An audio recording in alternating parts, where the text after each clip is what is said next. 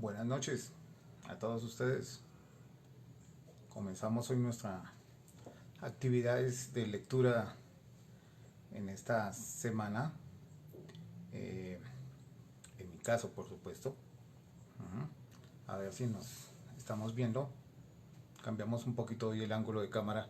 Espero que este artilugio técnico esté funcionando. Démonos a ver quiénes aparecen por ahí. ¿Sí? Mientras tanto, vamos escuchando un poco la voz de dos clásicos de la música de los 70s, 80s, del siglo, finales del siglo XX, que todavía viven, para fortuna nuestra. Elton John, Sir Elton John, británico, y Charles Aznavour, un ícono de la música de Francia. Entonces, con una canción muy evocadora, muy propia para los que ya somos algo mayores. Yesterday when I was young. ¿Sí? Entonces,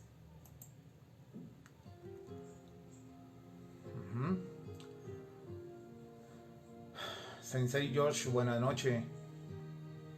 ¿Sí? A mis colegas de institución,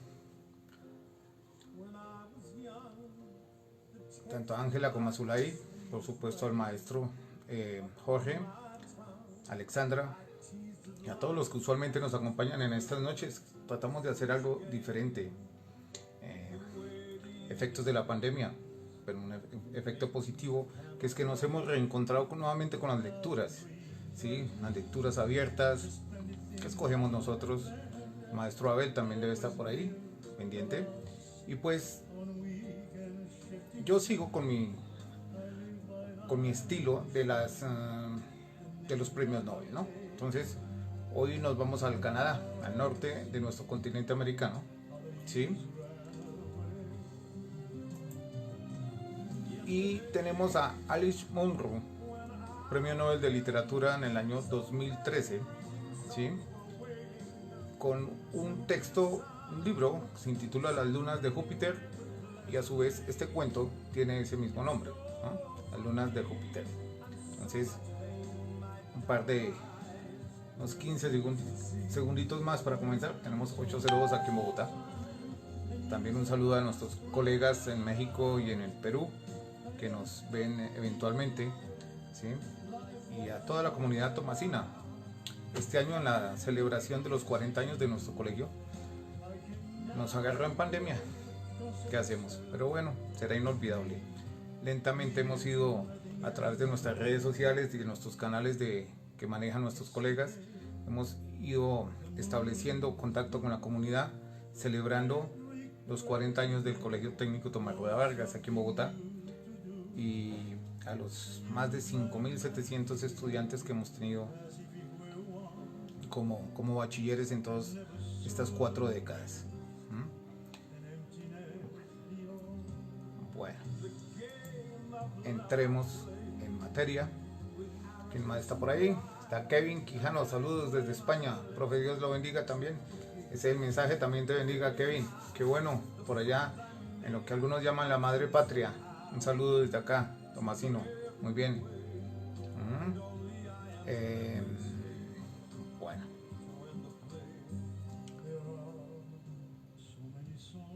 Alice Munro es una señora, toda una señora literata, que ya es octogenaria, hace 1931, eso es que saquemos cuentas. Y es una cuentista muy importante, pues escribe muchas cosas, pero se hizo famosa más que todo por sus cuentos, ¿no? Escribe en inglés. Recordemos muy bien que Canadá es de los países que oficialmente tienen la lengua inglesa y la lengua francesa como los idiomas oficiales, y obviamente contamos a los lenguajes nativos que hay allí. Claudia, muy buenas noches. Un gustazo saber que estás del otro lado de esta cámara, y espero que te tengamos nuevamente pronto por aquí, Claudita. La voz de un hombre también clásico ya dentro de la música del Canadá, ¿sí? Lo hemos invitado a Leonard Cohen con su particular voz y A Thousand Kisses Deep, y con él comenzamos nuestra lectura. Las lunas de Júpiter.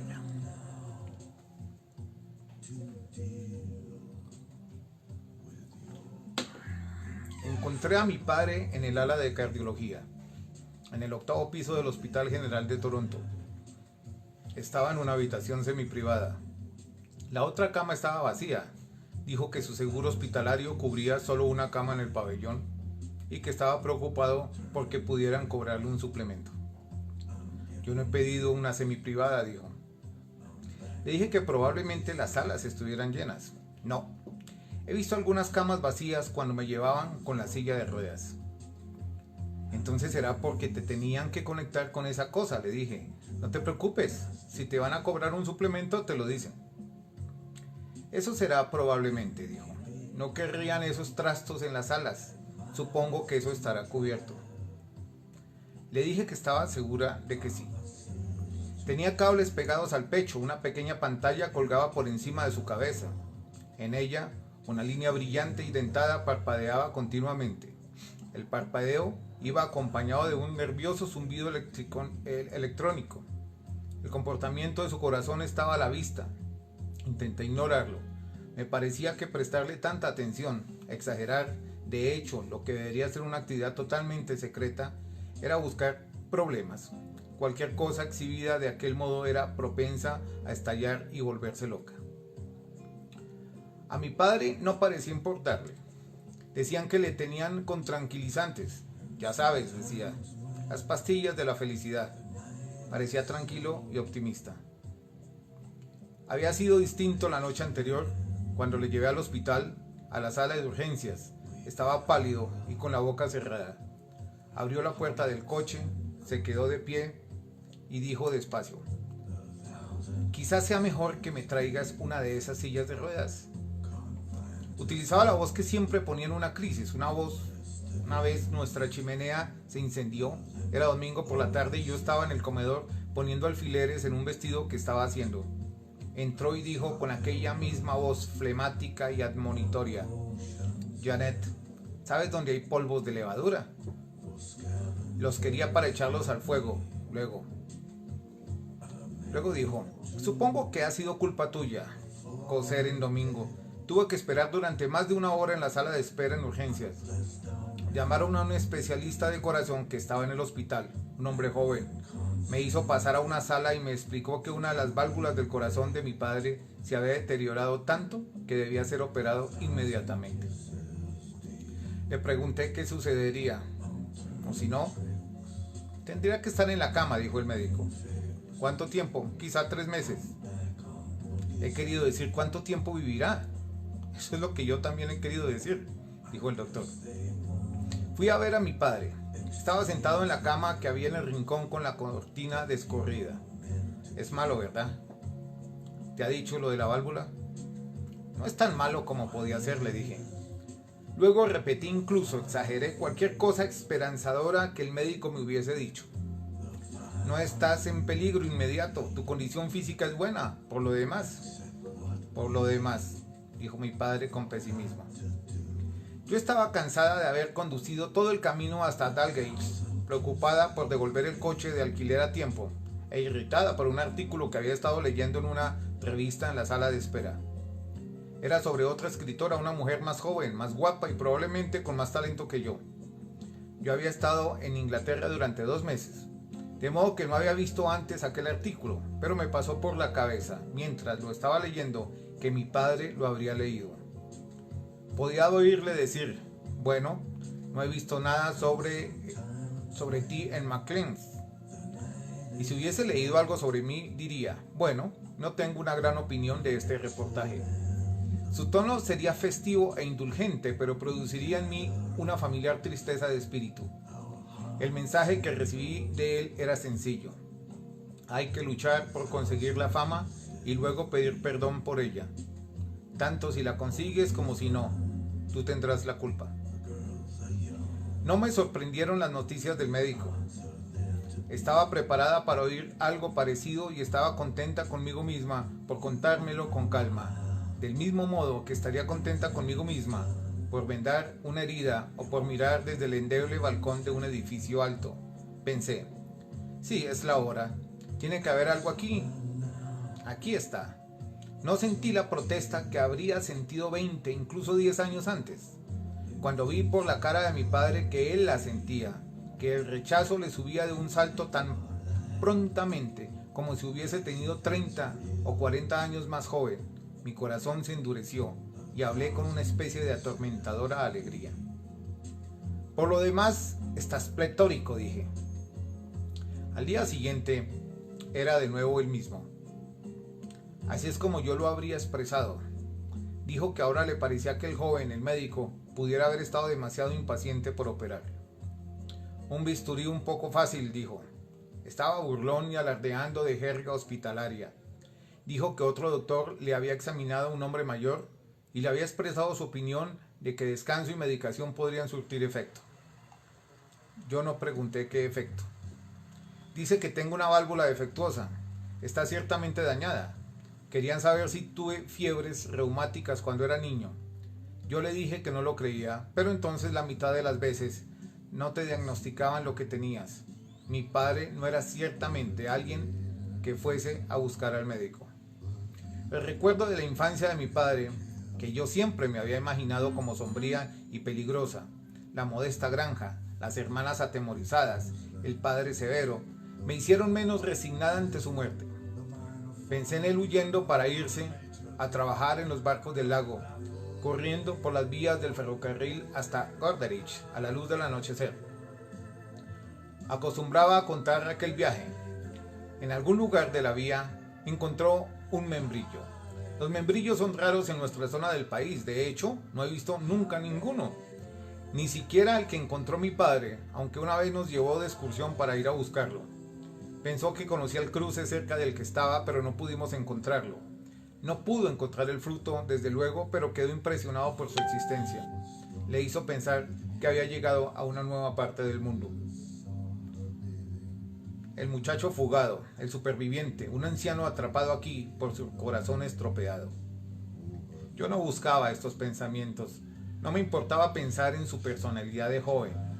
Incluso su torso desnudo, fornido y blanco, tenía el cuerpo de un trabajador de su generación, raramente expuesto al sol. Era un peligro para mí, parecía tan fuerte y joven. El cuello arrugado, las manos y los brazos manchados por la edad, la estrecha y comedida cabeza con su pelo fino y canoso y su bigote se parecían más a lo que yo estaba acostumbrada.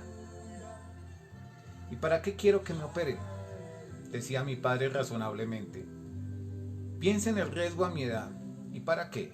Unos cuantos años como máximo. Creo que lo mejor que puedo hacer es irme a casa y tomármelo con calma, rendirme con elegancia. Eso es todo lo que se puede hacer a mi edad.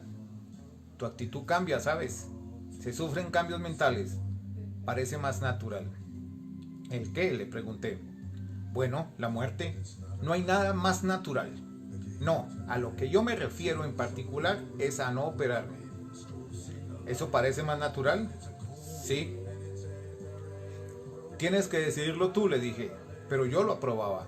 Eso era lo que yo habría esperado de él. Siempre que hablaba a la gente de mi padre, subrayaba su independencia, su autosuficiencia, su paciencia. Trabajaba en una fábrica, trabajaba en su jardín, leía libros de historia, podía hablar de emperadores romanos o de las guerras de los Balcanes. Nunca se quejaba. Judith, mi hija pequeña, había ido a buscarme al aeropuerto de Toronto 2 días antes. Había ido con el chico con el que estaba viviendo y cuyo nombre era Don. Se iban a México por la mañana y mientras yo estuviera en Toronto me quedaría en su apartamento. Por ahora vivo en Vancouver.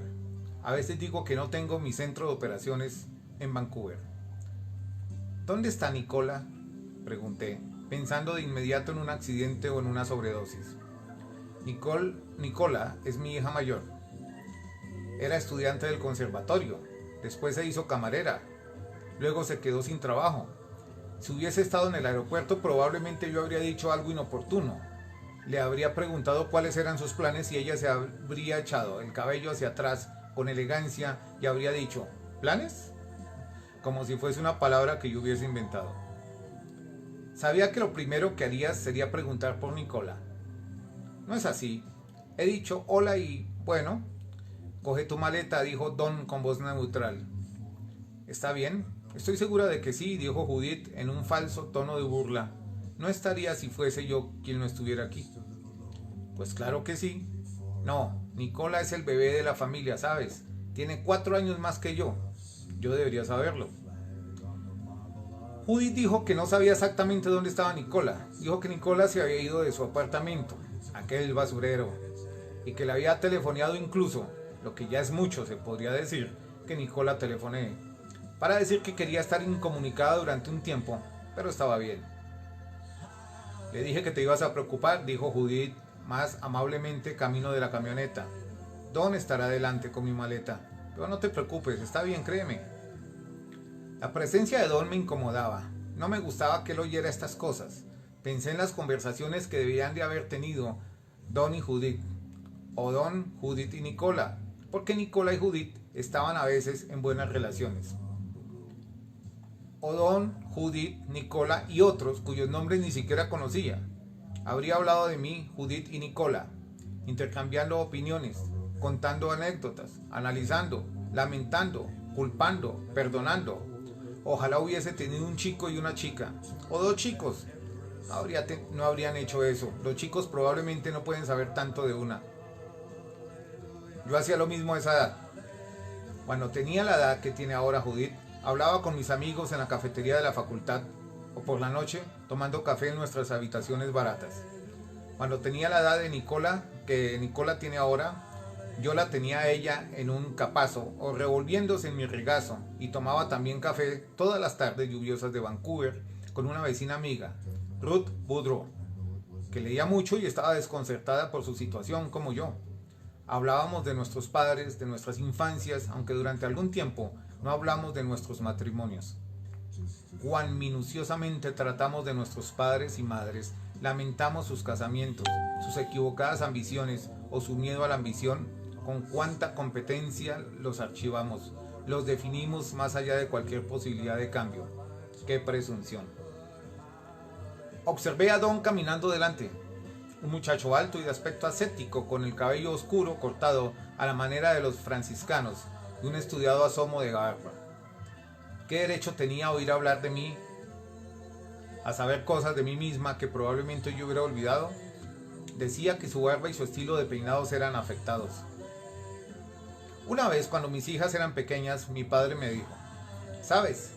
Esos años en los que crecías, bueno, son solo una especie de impresión borrosa para mí. No puedo distinguir un año de otro. Yo me ofendí. No recordaba cada año distinto con dolor y claridad. Podría haber dicho la edad que tenía cuando iba a ver los trajes de noche en el escaparate de Benwow's Ladies Wear. Cada semana, durante todo el invierno, un traje nuevo, iluminado, el de lentejuelas y tuí, el rosa y lila, el zafiro, el narciso trompón, y yo, una adoradora de la fangosa acera. Podría haber dicho la edad que tenía cuando falsifiqué la firma de mi madre en un boletín de malas notas, cuando tuve el sarampión, cuando empapelamos la habitación delantera. Pero los años en que Judith y Nicola eran pequeñas, cuando yo vivía con su padre, sí, borrosos sería la palabra adecuada. Recuerdo tender pañales, recoger y doblar pañales. Puedo recordar las cocinas de 2 casas y dónde estaba el cesto de la ropa. Recuerdo los programas de televisión, Popeye el Marino, Los 3 Secuaces, Divertirama. Cuando empezaba Divertirama era el momento de dar la luz y hacer la cena, pero no podía diferenciar los años. Vivíamos en las afueras de Vancouver, en un barrio dormitorio. Dormir, dormitorio, dormilón, algo así. Entonces estaba siempre soñolienta, el embarazo me daba sueño, y los biberones nocturnos, y la lluvia incesante de la costa oeste. Oscuro cedros goteando, el laurel brillante goteando, las esposas bostezando, cesteando, haciendo visitas, bebiendo café y doblando pañales. Los maridos llegando a casa por la noche desde la ciudad atravesando el agua. Cada noche le daba un beso a mi marido cuando llegaba a casa con su Burberry empapada y esperaba que me despertara. Servía carne y patatas y una de las 4 verduras que él toleraba. Comía con un apetito voraz y luego se quedaba dormido en el sofá de la sala. Nos habíamos convertido en una pareja de caricatura, más de mediana edad a nuestros 20 años de lo que seríamos en la edad madura. Esos torpes años son los años que nuestras hijas recordarán toda su vida. Rincones de los patios que yo nunca visité permanecerán en sus mentes. ¿No quería verme Nicola?, le pregunté a Judith. A mitad de su tiempo no quiere ver a nadie, respondió. Judith se le adelantó y tocó el hombro de Don. Yo conocía un gesto, una disculpa, una seguridad ansiosa. Tocas a un hombre de ese modo para recordarle que estás agradecida, que te das cuenta de que estás haciendo por ti algo que te aburre o que hace peligrar ligeramente su dignidad. Ver a mi hija tocar a un hombre, a un chico de ese modo, me hacía sentirme más mayor de lo que me harían sentir los nietos. Sentí su triste nerviosismo. Podía predecir sus sumisas atenciones. Mi franca y robusta hija, mi cándida y rubia hija. ¿Por qué iba yo a pensar que ella no sería susceptible, que siempre sería directa, de paso firme e independiente? Del mismo modo que voy por ahí diciendo que Nicola es tímida y solitaria, fría, seductora. Muchas personas deben de conocer cosas que contradirían lo que yo digo. Por la mañana Don y Judith partieron hacia México. Decidí que quería ver a alguien que no tuviese parentesco conmigo y que no esperase nada en especial de mí. Telefoneé a un antiguo amante mío, pero respondió un contestador. Al habla Tom Shepherd. Voy a estar fuera de la ciudad durante el mes de septiembre. Por favor, deje su mensaje, nombre y número de teléfono. La voz de Tom sonaba tan agradable y familiar que abría la boca para preguntarle el significado de ese disparate. Después colgué. Sentí como si me hubiera fallado deliberadamente, como si hubiésemos quedado en encontrarnos en un lugar público y luego nos hubiera presentado. Recordé que una vez lo había hecho. Me puse un vaso de vermut, aunque no eran las 12, y telefoneé a mi padre. Vaya, dijo, 15 minutos más tarde y no me habrías encontrado. ¿Ibas a ir al centro? Al centro de Toronto. Me explicó que se iba al hospital. Su médico de Danglish quería que los médicos de Toronto le echasen un vistazo y le había entregado una carta para que la enseñara en la sala de urgencias. ¿En la sala de urgencias?, dije.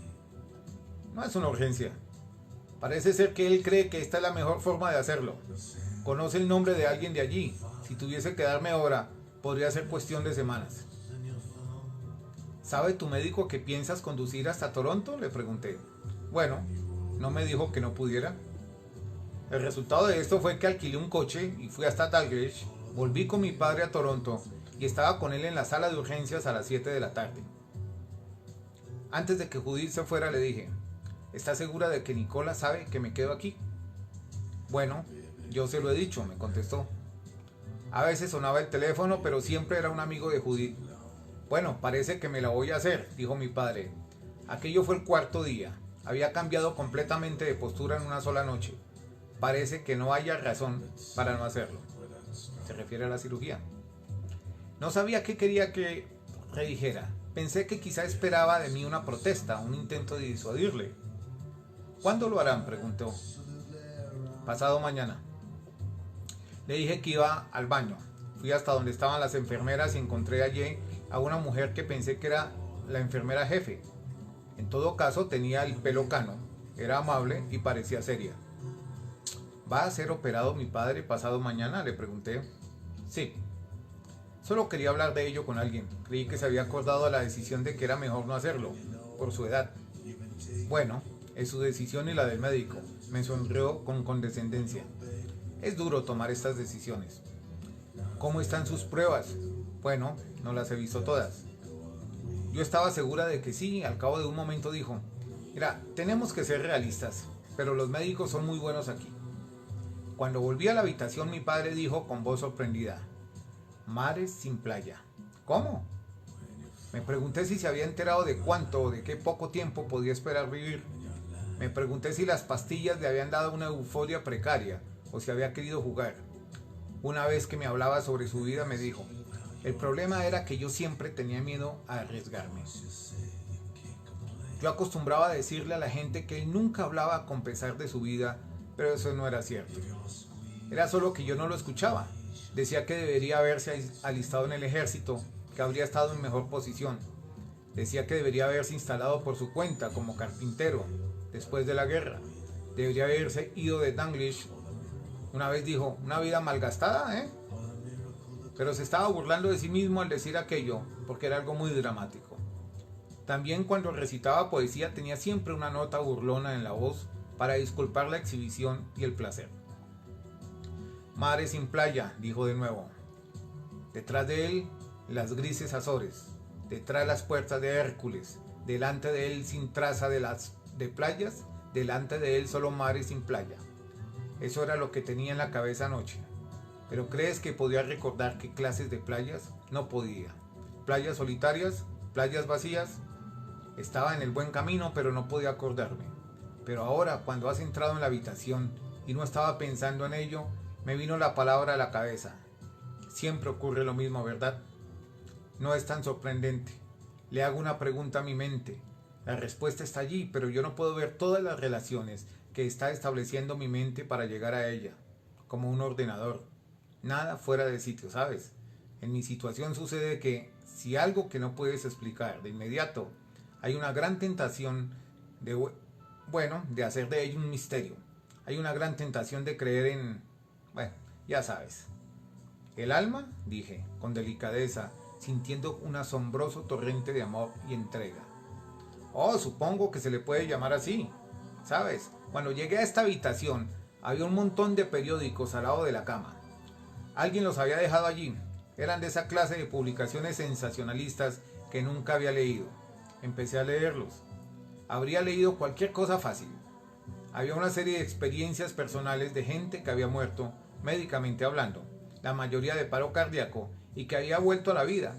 Era lo que ellos recordaban del tiempo en que estuvieron muertos, sus experiencias. ¿Agradables o no?, le pregunté. Agradables, sí, claro. Flotaban un poco más y reconocían algunas que conocían y que había muerto antes de que ellos. No es que los que vieran exactamente, sino que era algo así como si los percibiesen. A veces había un canturreo y a veces una especie de... ¿Cómo se llama esa luz o ese color que hay alrededor de una persona? Aura. No sé. Todo se basa en si quieres creer en esa clase de cosas o no. Y si vas a creértelas, a tomártelas en serio, me imagino que tienes que tomarte en serio todo lo demás que publican esos periódicos. ¿Qué más publican? Basura, curas de cáncer, de calvicie, cólicos en la generación joven y en los holgazanes ricos, disparates de las estrellas de cine. Sí, ya.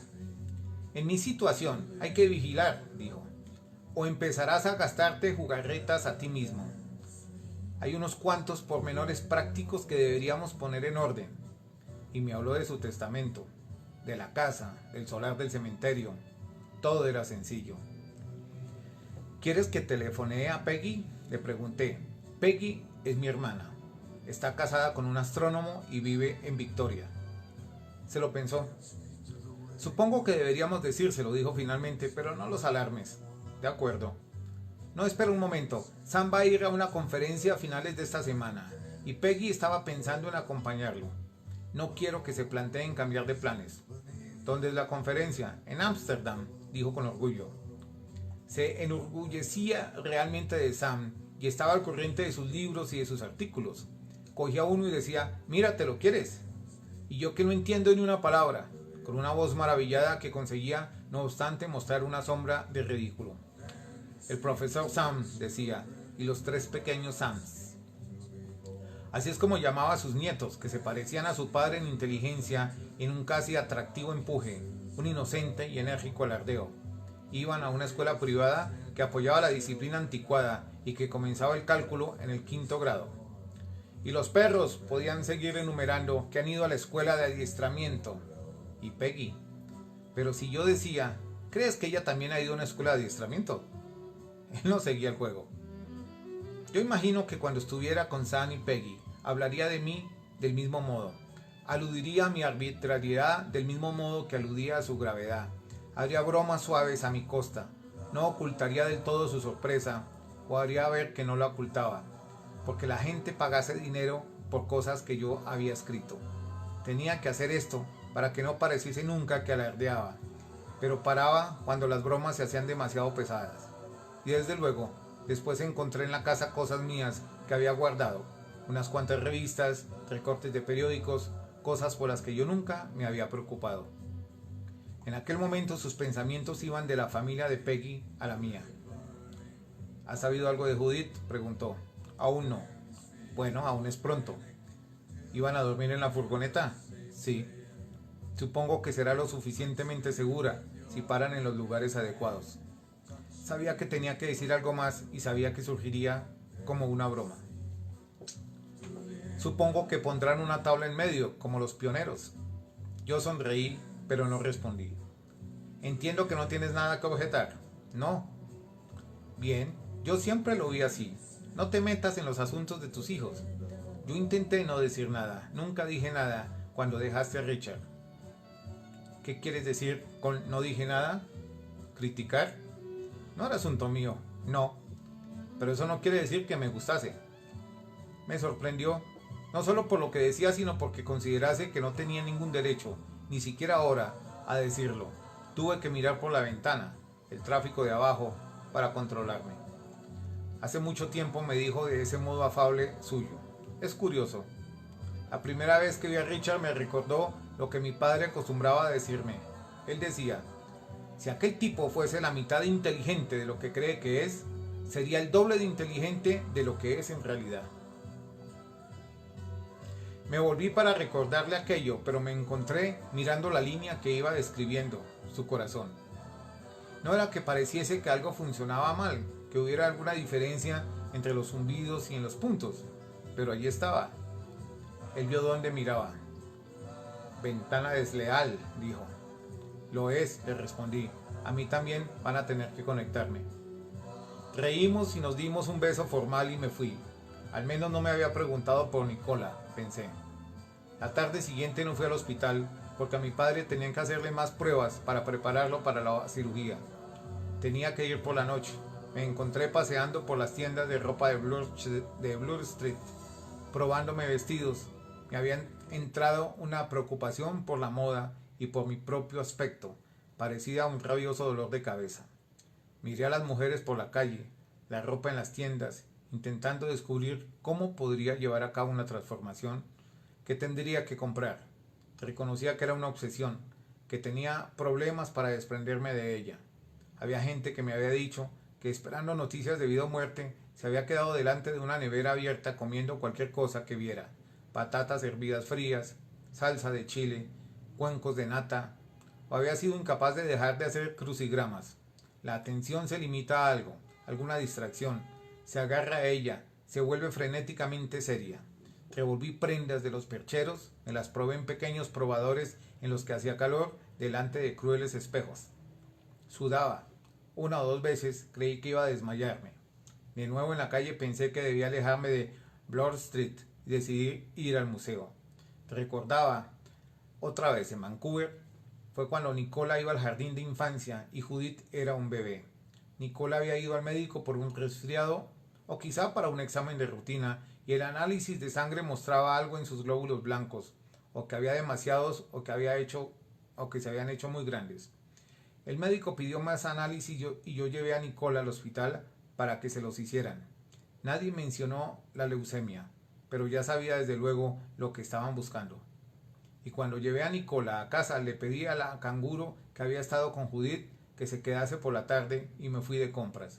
Me compré el vestido más atrevido que haya tenido nunca, una especie de funda de seda negra con algún adorno de encaje en el delantero. Recuerdo aquella radiante tarde de primavera, los zapatos altos en los grandes almacenes, la ropa interior con estampado de leopardo. También recordaba la vuelta a casa desde el hospital de St. Paul por el puente de Lionsgate en el autobús atestado, llevando a Nicola sobre mis rodillas. De repente, ella recordó el nombre que le daba de pequeñita al puente y me dijo en voz baja, Pente Pol Pente. No evité tocar a mi hija. Nicola era esbelta y grácil, incluso entonces, con un trasero precioso y un cabello oscuro y fino. Pero me di cuenta de que le estaba tocando de una forma distinta, aunque yo no creía que ello pudiera ser nunca detectado. Había un cuidado, no exactamente un retraimiento, sino con una persona condenada. Vivir las formas del amor se pueden mantener con una persona también condenada, pero con un amor en realidad medido y disciplinado porque hay que sobrevivir. Se podía hacer de forma tan discreta que el objeto de dicho cuidado no sospecharía, del mismo modo que tampoco sospecharía la misma sentencia de muerte. Nicola no sabía, no lo sabría. Le llegarían juguetes y besos y bromas, nunca lo sabría, aunque a mí me preocupaba que sintiera el viento por entre las grietas de las vacaciones inventadas, de los días normales inventados. Pero todo estaba bien, Nicola no tenía leucemia, creció y aún seguía viva y probablemente feliz, aunque incomunicada.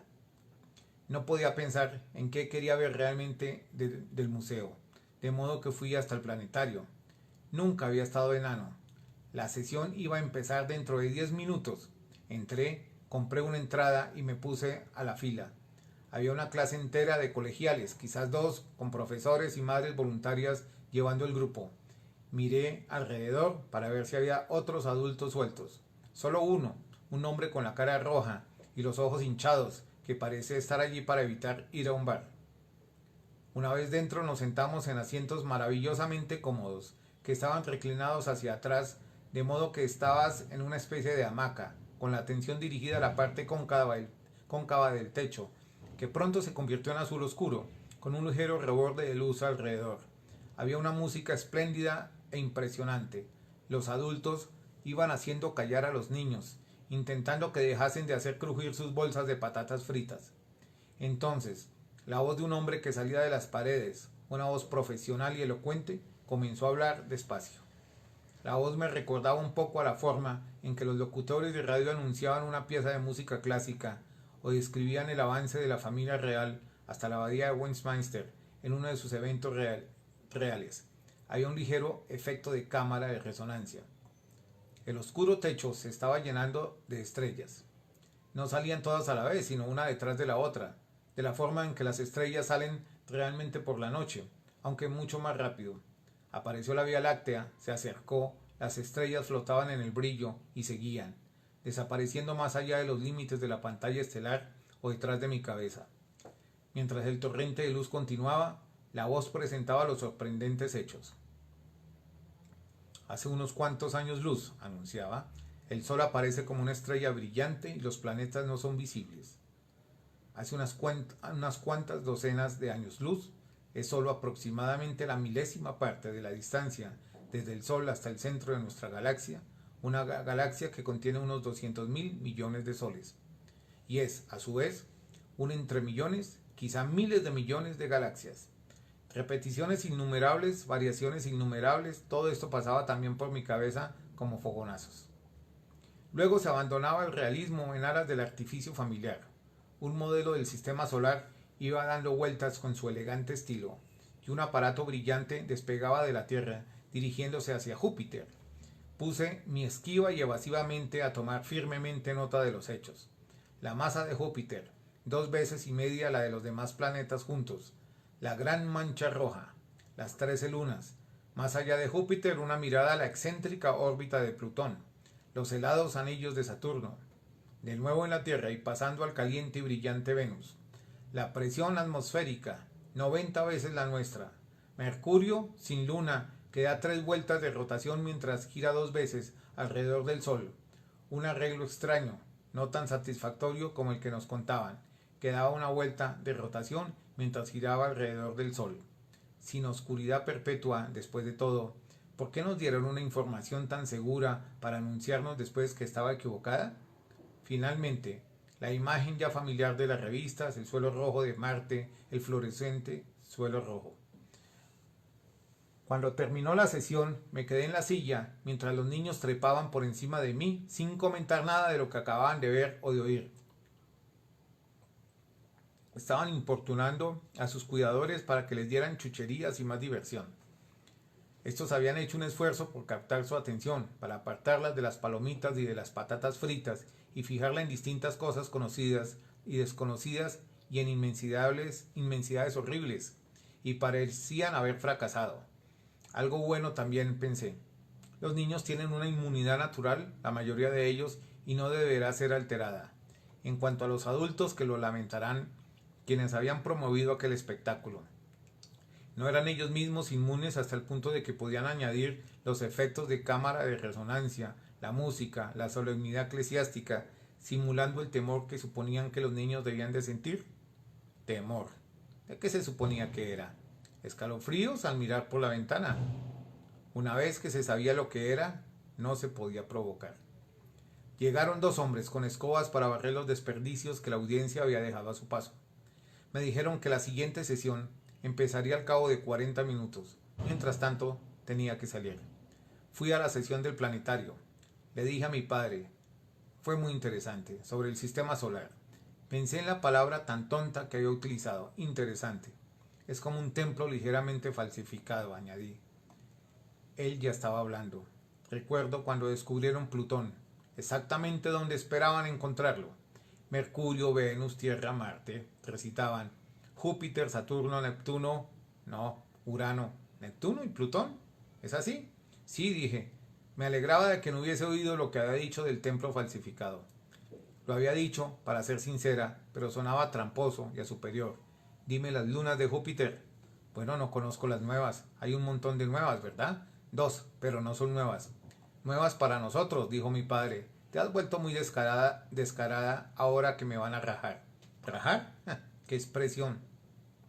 Aquella noche no estaba en la cama, su última noche. Le habían desconectado de sus aparatos y estaba sentado en una silla junto a una ventana. Tenía las piernas desnudas y llevaba una bata del hospital, pero no se le veía cohibido ni fuera de lugar.